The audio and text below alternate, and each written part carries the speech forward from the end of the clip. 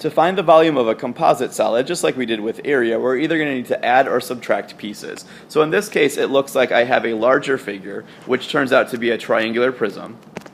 So I'll label that. Not a pyramid, it doesn't come to a single point, it is a triangular prism. The base is this triangle in the front. And then it looks like I have a hole drilled out of the center, sort of pegged out of the center. And that centerpiece looks to be a square prism. I'll just call it a rectangular prism.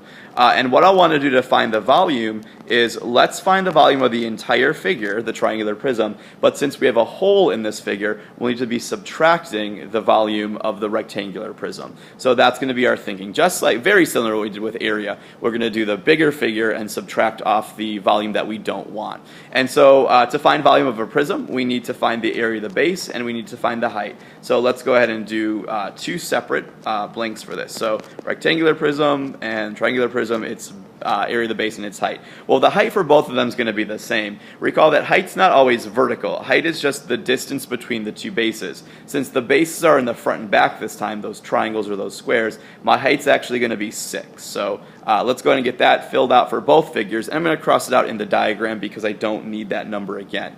Let's do the rectangular prism first. That's a bit easier.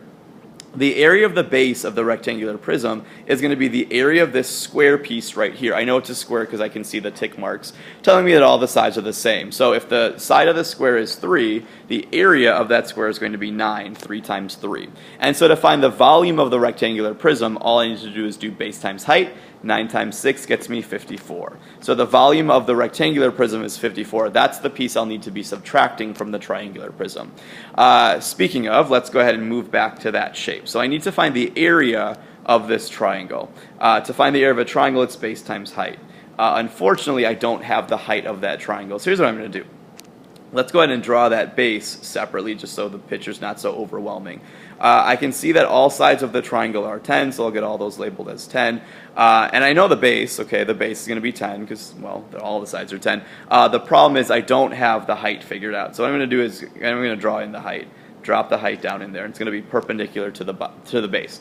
So that's the side I want to find. Well, as you can probably guess at this point, we've done this 1,000 times this year it seems, I'm going to need to use the Pythagorean theorem to find that height.